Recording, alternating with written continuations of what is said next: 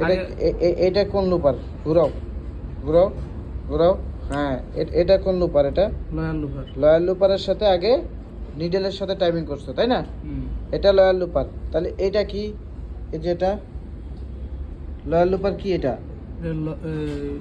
Loyal লুপার holder কি? হ্যাঁ, তাহলে লয়াল লুপার হোল্ডার, তাই না? এটা কি?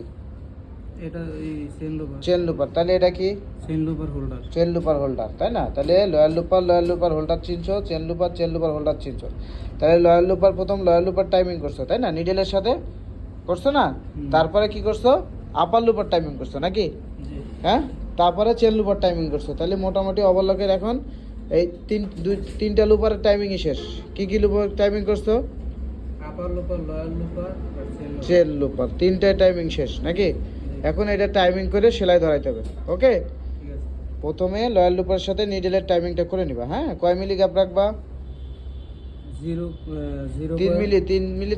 3 মিলির গ্যাপ রাখবা। নিডেল থেকে লুপারের গ্যাপ রাখবা কত?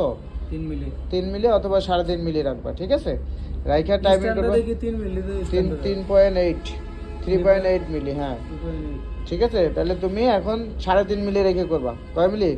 3.5 মিলি রেখা নিডেলের থেকে লুপারের গ্যাপ থাকবে কত? 3.5 মিলি। 3.5 মিলি রেখা তুমি টাইমিং করবা। তারপরে লয়াল লুপারের সাথে আপার লুপারের টাইমিং করবা।